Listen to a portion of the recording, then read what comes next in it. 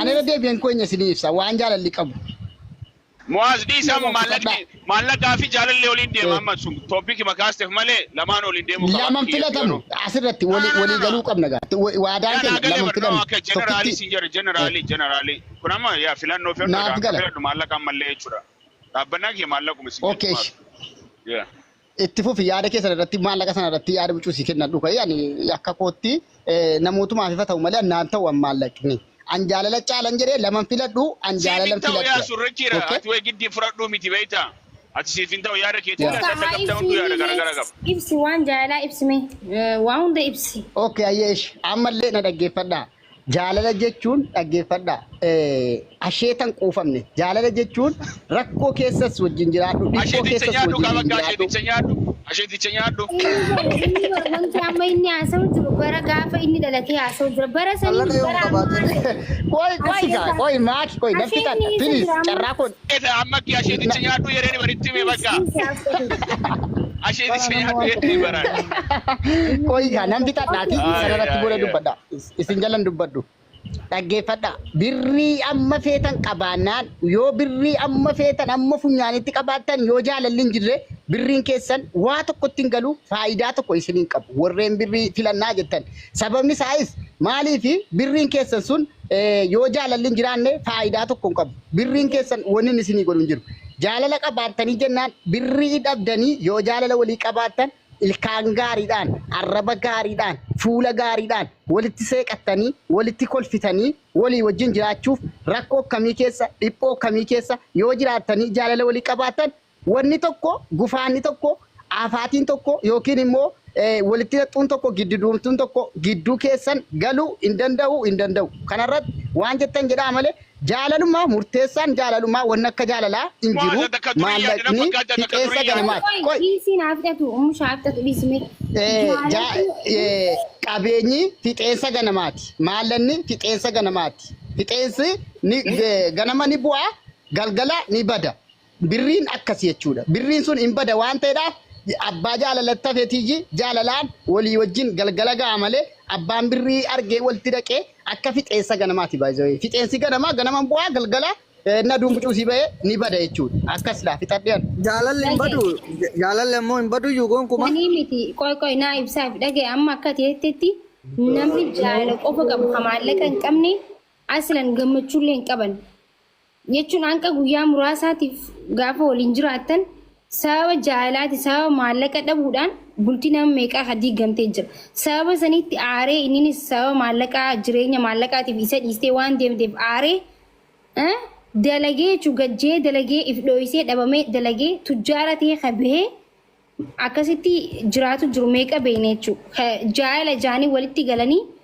bakka mana keessatti hiraar waliif buusanii jechuudha hiraar waan qabnu akaawwii waliin qabnu waan qabnu waliin nyaannaa daaboo gooduu adda kutannee nyaanna jaaniiti ifiifu wal kukutanii qabaanii walirraa deemantu jira sababa maallaqaa eegasan immoo innis jireenya bareedaa jiraachuudhaaf maallaqni akka barbaachisu waan beekuuf kan sirriitti dalagee amma dhiirti irra guddaan dhiirti teenya maallaqa gahaa yoo qabaanne bultii hin seenuu jaan maaliif miidhamuu waan hin barbaanneef jaalalti suni maallaqni yoo qabaatan bar micoon maallaqa qabdee dikar tokko hin deemtu dirqama maallaqni jireenyuma isaa lameen bareechisa waan ta'eef ilmaan isaaniitti guddifatan jireenya isaanii saniifuu maallaqni dirqama qaba barbaachisan dee maal jechuun gammachuun maallaqa jaalalti qoftiin gammachuu namaa kanatti bara haadha teenya abbaa keenya yaa bara ammaa kana immoo hin jiru kijibu. Jaalallaan goomaa halkaniif guyyaa dalagii yeri bakka dhiira kenna halkaniif guyyaa dalagaa halkaniif guyyaa dalagii maal argachuu amma jecha muwaazii kanarratti musha deebii akka mataa kiyyatti kennuutiin barbaada atis na gargaari hunduu individuaalidha beekta matamataan hunduu ati maallaqa yaa deemiti fufi inni hunduu bar maallaqa jaalalaan miidhagina dhabneeyyu video bay me video bay maaltu jira seete ambusha ila baay'ee warri qarshii qabdan kun warra hiyyeessaa kanaa cuuccanii sunumatu dubbata yeroo baay'ee hiyyeessu waan sun dhugaa dubbachuuf joon beekta dhugaadha sun amma yeroo ammaa kanatti muwaaz beekta akka duraanii meebi akka duraanii yaaduu danda'a muwaazii jechuudha sun yaada isaati sun opiniyaanidha si galee yaada namaa fudhatama garuu akka ammatti yoo laalte persentii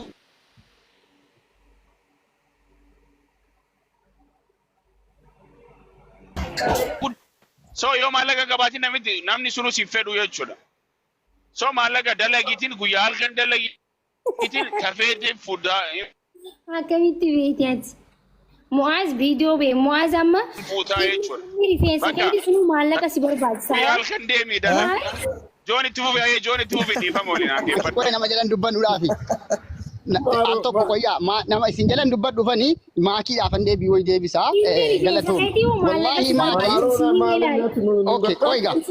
Wal jalan dubbannu al tokko please. Maakii odda isin dhaggeeffadhaara. Maakii deebii tokko ittiin si deebisa gabaabumatti gurbaa tokkoti maqaa namaa asirratti dhabuun barbaadu Addis Ababaa jiraataa nama akka fedhe maallaqa qabu wal fuudhanii wal jaallatanii wal fuudhan. Finfinnee keessa walii wajjin jiraatu. Sanaan booda wal jibbanii wal jibbanii wal gadhiisanii deeman.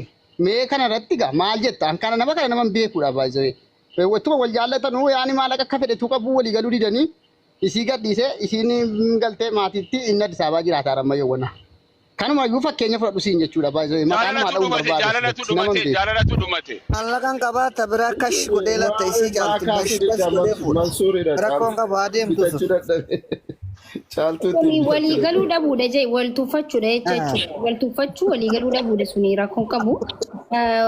Yoo maallaqni takkii maallaqa fa'aa irraa irrachuu danda'a. Akkasii jechuudha. Muaz kongiraa jaani Kana siin jechuudha. Qoy namni kongiraa Kana siin jechuudha.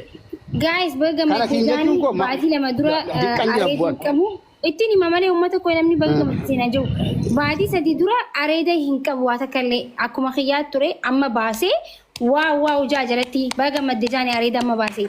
Waan argate sitti ma joo beeta waan argate bakki akkana ka baasaniif. Qarshiidhaan baasee moo akkam jaalalaan? Joon. Qarshiidhaan baasee moo jaalalaan baasee koo No, Joon akkasitti jaalalaan lee Mul'ataan jiru bakkeen jira. Kanatti badaa mul'ataan jiru. Ifa keessan jira. Kanaaf an viidiyoo cufadhe. Kanaafiyyuu waan jettan jedhaa malee nu isinitti harkan kenninu baay'ee. Na amanaa an jaalalu macaala malee birriin hin caalu. Yoo isin eessa dhattan waan fiddan fidaa akka koottiyan akka yaadamu akka namaatti. Yaada keeti bar sun yaada keeti sun sirriidhaati jaalalatte amantaa. Bada faatee wayii harkaa qabaa bara waan ta'ellee ta'u. Ummusha waan jajjabaa harkaa qaba waan ta'ellee ta'u. Waan jajjabaa harkaa qaba waan ta'ellee ta'u. Muwaazamma baatii sadii dura ati bakka nama dullachaa hunda jechaan jaanii ture miti waan areeda hin qabneef qofa jechuudha. Maallaqaan baasan miisamu akkamiis akkuma sii beemu. Fayyadamaa maallaqa nama Bakki anatu sitti hima. Anatu sitti hima. Koo James yesterday.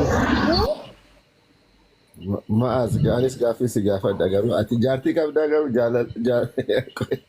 Angoona gaaffii bareedu carraa kenname. Salaam alaikum. Koto konaasoo amalee. miti jechuun jaalaluma madda walaabuu miidiyaa dubbatu qoy. Galatoom ulfaadhu duraan dursee ani akka nam tokkootti jaalalan deeggaraa kaleessa mallaqa naaf fakkaachaa ture. Amman tanatti istaatiksiin hedduun akka mul'isutti beekta biyya keenya diigamiinsa sababa jireenyaati wanti guddaa yeroo ammaa kanatti namni wal sobuudha. Wanti wal sobuuf kun ammoo maali? Mallaqa kanaaf wal sobaa beekta. Parsantiin 65 ol akka istaatiksiin biyyaallee mul'isu jechaadha. Akka biyya keenyaatti dubbanna nama 2-3 asirra jiru kan nam 5 osoo hin taane hawaasa miliyoona 60 irra dhaabbannee dubbanne waan amma jirurra. Maaliif bultiin diigamettee hoggaa laaltu namni wal soba mucayyoo mallaqa qabdu yoo arge dargaggeessi Oromoo miira keessa galeetiin sin jaaladha jedheetiin badee du'ee kaa jechaadha. Kun ammootu kufaatii gurguddaa fida. Jaalalli mallaqa hin bita. Mallaqni ammootu jaalala bituu hin danda'u. Fakkeenyaaf intalti Oromoo kaa dargaggeessi Oromoo tokko sababa mallaqaatiif nama umrii isaa olii jaalachuu dandeetti yookaan jaalachuu danda'a kara lamaan itti jechaadha. Garuu ammootu manguddoon isiin jaalattu sun wagganna 65 yoo ta'e yoo isin gammachiifne dargaggeessuma akkasii kana soqatti mallaqaaf itti dhayite malee jaalala hin qabduuf jecha anis immootu akkasuma yoo isin hin gammachiifne taate nama biraa irra deeme jecha overtaking fudhadhe jecha gaafsan maaltu dhufa diigamiinsa jireenyaatu dhufa diigamiinsi jireenyaa dhufe mootu kamtu laallamuu qaba diigamiinsi bultee erga jiraaterraa you are not successful fedhii ittiin eeggatte malee ittiin mallaqa san jaalatte malee jireenyi kee of duraa milkaa'an jiru. Wanti nu laaluu qabnu milkaa'insa jireenyaa laalla. Milkaa'insa jireenyaa keessatti jaalalli xiqqaallee ta'u kan ittiin milkaa'ee namni bakka gaarii ga'e akka namummaatti jireenyi isaa oofatu kami kan bultiin isaa gaariidhaan ijaaramte san jaalalli dhugaa waliin jiraate kan qorsoo wajjin nyaate biyya irraa dhufne hin beekne Oromiyaa keessaa dhufne waan taateef jechaadha. Qorsoo waliin nyaattee yoo namummaan kee eeggamee gammachuun jiraate that's a part of life. Warri adii kummaa kabaja waggaa waggaan jaalalli dhugaa san filaawarsii walii kennanii mallaqa waliin kennan hin agarre jechaadha. Annama akkaawuntii walii kennu hin agarre warra miliyoona abaaboo walii kennan. Kanaaf abboonni kennallee kalees karaa sanarra dhufte sirriidha itti fakkaachuu danda'a. Qabeenyi bashbashii jee inspektar no way yoon dalagin qabeenyi. Ililli san maaliin bitan? Ililli san. Ililli wanti walii kennanii fi jaalala dhugaati. Dambalii jaalalaa dhageeffadhaame yuutuubii keessaa dambalii jaalalaa. Haniiti ya dhageeffadhu makki an dhugaa dubbachuuf istaatisa irraan dhaabbadha. Namni hedduun jaalala dhugaatiin miidhamee dhukkubsata. Garuu kan mallaqaa kana fayyuu dandeetta. Yoo madda walaabuun mallaqa qabaate abbaa feenna jaalate sirri garuu ittiin hin milkaa'u borulee tabiraa bira deemu iftaanlee tabiraa bira deemu mallaqa soqa waan taateef jechaadha. Garuu bultiin tiyya diigamaan jirtu milkaa'aan jirtu jechaadha. Milkaa'insa irra laala. Ammakki yoo jaalala dhugaa qabaadhee fi dhoqqee keessa ho'itti isin deemtu kophee kiyya baasee kennuufii danda'a. Rooba keessa yeroo isin deemtu jaaketta kiyya jijjiiree kennuufii danda'a. Akkasitti jaalalli dhugaa gad dhaabatti. Ati madda walaa baraati maallaqaa yoo argachuun qabdu jechuu keeti baraka biraatti beeyta akkaan hubatte. Kana jedhu hiyyummaa keessa dargaggeessa Oromoo jiraattu yookaan Oromoo jiraattu. Iswiita gurgurii jireenya keeyyan jijjiira jee sammuu keetitti himi yookaan ammoo tu mallaqa taate yaa obboleessi kee nama biraatu sirraa furata isin kan jaalatte bira dhayitee of gammachiifti yookaan illee akkasuma of gammachiifte jechaadha. Jaalalli mana keessa hin jiru yeroo hundumaa mana mallaqni jiru qaaqaa jira obboleeyyan kiyya dhugaa maallaqni gammachuu sii kenna maallaqni gammachuu sii kenna. Asirratti ilmi dhugaa siif dhalatu galatoomi deebii jecha kee kana keessa anaasaa dhuun qabadhe abbaan fudhatu abbaan isa dhiisu anaa ta'eera ana akkamu abshirii. Nuutee malee ittiin injifanne irrayyuudha jechootuma kanaan. Joon injifachuu fonnoo qabu warkunama injifachuu fi wayi. Injifanne jaalala warri jettan maana nu barreessaa sirritti itti fufi malee. Waa takka dabaladhaa dhiifama wajjin waa takka wanni ani dabaladhu. Wayita dubbannu beektaa nama lama sadii irratti miti anarra yookaan Ameerikaa jiraadhe yookaan Keeptaawun jiraadhe ilaaluun qabnu hawaasa keenya keessa diigamiinsa har'aati maaltu sababa fide parsantiin guddaan wal sobuudhaan waan hin qabne hin qaba jedhe kan jaalalaan ammootu ani lukkuu qaba jedhe sun jireenya isaa geggeeffataa jira afoosh hawaasaa keessa hirmaataa jira namummaa isaatiin jiraataa jira jireenya xiqqoollee taatu jechaadha manni isaa gammachuu qaba. Garuu madda walaa barataa nu amma keenyatti himuu jira nama kiyyeetti himuu jira jechuudha kun kan biraa dhiisaati waan abbaa miidiyaa isaa akkas jechuu yaaduu dandeenya. Garuu akka umbushaatti malee amma yaada kanarratti jechuun akkasitti hima malee akka hundattuu jechuun hunduu garagara saanumaaf jireetiin. Oomishaa warra jaalala waggaatti yeroo tokko kabajna homaa rakkoon hin jiru. Jaalala sun dhiisisi jaalala onnooti sun jaalala feekiidha. Feekii agartee kaampaanii bichaadha. Ansee si gaafadha warri maallaqa qabdanii warri maallaqa qabdan qarshii qabdan kuni sa'aatitti kabajattu waggaa. Ani sa'aatiin gammachuu raa kenna baqa maallaqni.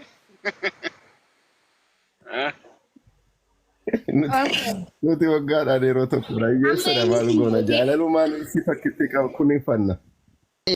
Wayyaa tokko maatii sida gaaffii wayii kaaftee turte gaaffii kee amma gaafadhu ituun haasa'u jala naasaniiti maal gaafattee turte maaki? Maaliin gaafadhe yaadadhu. Ababaa sana maaliin bittee kennitee jettee ababaa sana. Yaa. Abaa kan mormaa kee kun iyyuu bareeda maaliin bitti maallaqaan bittaami akkasuma baggaa. Amma wantichi dhaggeeffadhaa innis akkas jettanu jaalalaa fi maallaqa wal bira fiddan lama filachuun hin jiru. Jaalalaa maallaqa wal bira fidannaan abbaan maallaquma isaa wajjiniin bobaa kaatee bulu. Abbaan jaalalaa immoo namoota jaallatu of jala kaatee bulu. Okay? Akkuma kana jenna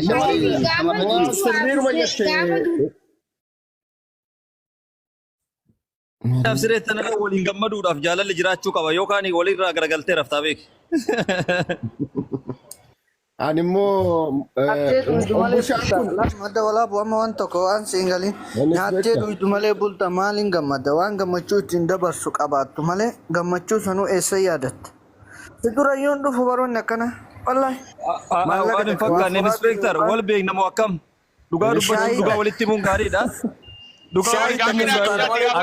Ani yoo akkana jedhu barra ani akka nam tokkootti nama dalagatu tokko. Umbushaa maal Ta'ullee Gaaffii maallaqatti wanni gaafachuu. fakkaatu hin jiru. Haadhallee borullee ani aga duraan ishee wadameyyuu nagaya. Tayoon achiitii quufee jira. namni shaawwadameeti asii gochaa jira. Okay, amma Mbushaane ila maakirraan jiru kana maateriyaal ilaale. Maaliif maateriyaal ittiin bittee yookaan immoo qarshii. Ani garuu keessa ishiin ilaala.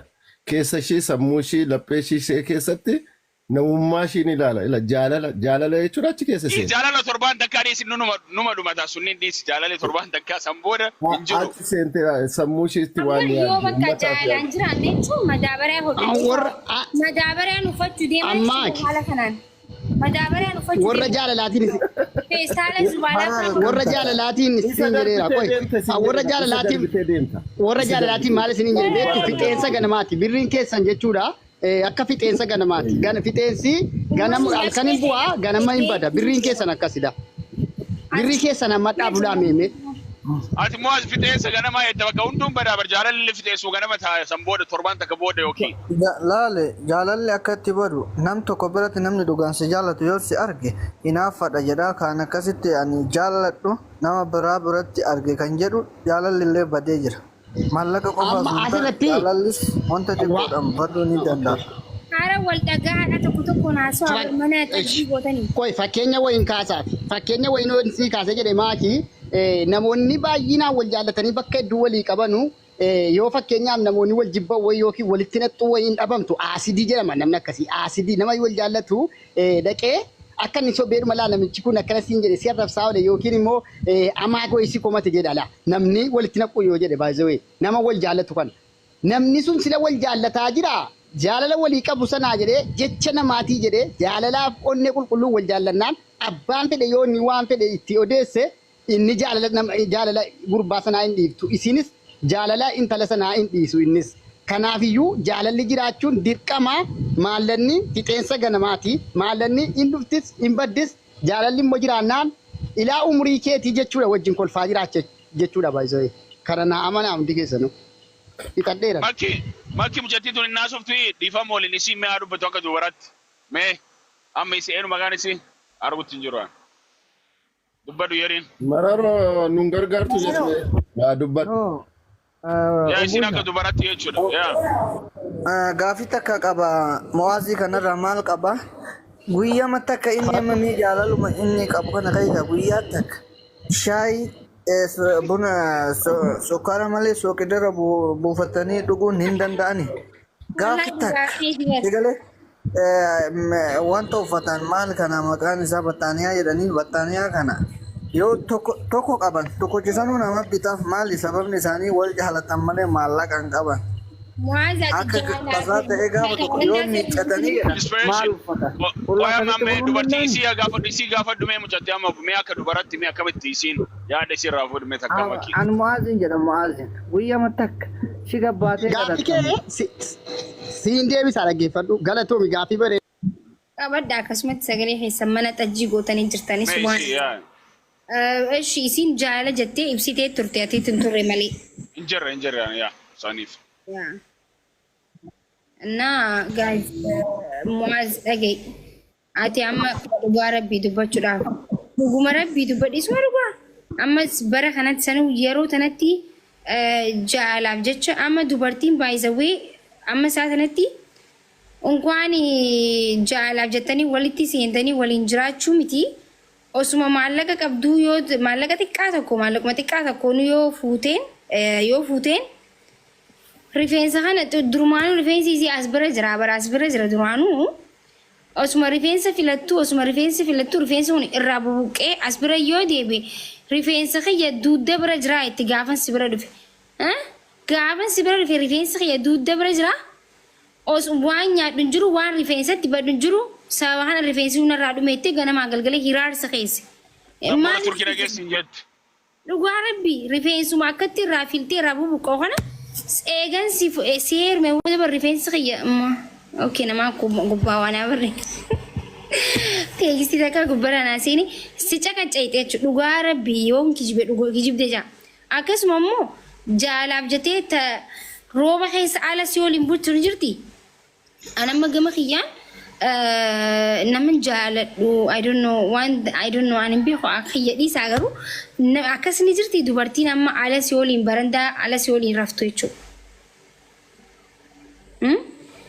Simbaana moas. Hello. Galatoomi deebii kee siin deebisa. Siifan deebisa asirratti dhaggeeffadhu. Galatoomi gaaffii bareedduu gaafatte. Sabaqaan kun nageessaa maali? Hin nageessaa warreen kaan. Gaaffii bareedduu gaafatte. Yoo nageessa nam tokko maachuu dhalatti maa nageessadha. Ni dhagaa deemati maazaa sun. Isiin illee irra dawwale. Irra dawwalanii gaaffii bareedduu gaafattee galatoomi gaaffii kana gaafachuudhaaf jalqaba irratti wannan sii deebisu tokko jira. Wannan sii deebisu waa'ee jaalalaa irraaji. Jaalala jechuun jaallannaan jedhan furrii wajjinii jedhan jibbinaan jedhan shittoo wajjinii jedhan isa tokko isa kana qabadhu deebiin kee isa lammaffaa qabxii lammaffaa irratti immoo nan ittaanu namni si wal jaallati kuni yoo si wal jaallatee jedhee Joonaan moo fakkaatti? deebii kee sii deebisa dhaggeeffataa jirtaa maakii deebii kee sii deebisaan jira walakkaa ga'eera. Ishee ammaa kanatti deebiif ishii shittoo san. Koy gaash ittiin deebi'a. Mammaa kan deebisu jira. Al tokko dhaggeeffadhaa gaash. Mammaa kan deebisaa oo. Koy yaaga. Ittiin deebi'a deebisee dhaggeeffattu si gaafatee galatoomii gaaffii kana gaafachuu keetii fi qabxii tokkoffaa irratti maaki maalan siin jedhaa jaallannaan jedhan furrii wajjinii jedhan jibbinaan jedhan shittoodhaa wajjinii jedhan isa jalqabaa isa kana isa tokkoffaa isa lammaffaa immoo yoo si jaallattee si wajjiniin yoo ti manan qabaanne bokkaa keessa si wajjiniin hin jiraatti yookiin immoo bakkee ala si wajjin hin jiraatti jedhan wal jaallannaan jedhan udduu qilxuu jalatti yoo galle maalii jedhan jaalalii walii qabaannaan jechuudha. Wal jaallannaan namni wal fudhatee bada. Biyya keenyatti ababbalii wanni jedhamu yookiin immoo durba inni fuuchuu dhaqanu bakkeetti wal jaallattee kaatee abbaadhaaf haadha jalaa fudhattee badda biyya biraatti. Yoo barbaadde muka jalatti battee badda yoo barbaadde mana jaallattu saahiba jaallattu geessita. Sanaan booda ituu waa tokko hin qabaatin maallaqa tokko hin qabaatin ituu qabeenya tokko hin qabaatin hiriyoonni kee yookiin immoo saahibni kee namsi jaallatu bakkee sanaa si fuudhanii galanii dhaqanii manguddoota ergama. Kanaafiyyuu gaafa si jaallatte maalan jechuu barbaade si wajjinumaanii udduu qilxuutti galti jechuudha yoo jaalala walii jiraate jedhee galatoomi si deebisee jedhee nabdii qabaa. Yoo siin deebine na gaafata. Ati maallaqa malee buttaayyuu homaa rakkina qabu. Injiru bara akkasitti akkas jettanii wal fuutan akkas jettanii wal ni fuutan dhuga yoo maarree hojii yoo dhabnes agabuu bulla akkas bareedu yoo dhabnes agabuu bulla yoo harkannes ni nyaanna jaanii wal fuudhanii inshaallah ollaa hundaa dirmata jechuudha jettee eeyyite aara hin kijibini mo'aas bannaati dhiisi sirrii miti mo'aas. Ati maama kiyyaadha isaati maal akka fedhe taa ibsu. Maaki yeroo durii sirriidha maatiitu sitti fuudheeti sii gala sitti fuudheeti ergasii booda jaalalli ergasii dhufa. Amma garuu ani haasaa jirru isaa akka ammaati yeroo jaalattus dhugaa dubbachuudhaaf furrii hin jaalattu waanuma gaggaarii jaalatta jaalalli isaan qabdu sumadha. Muazzi deebii sun barbaada.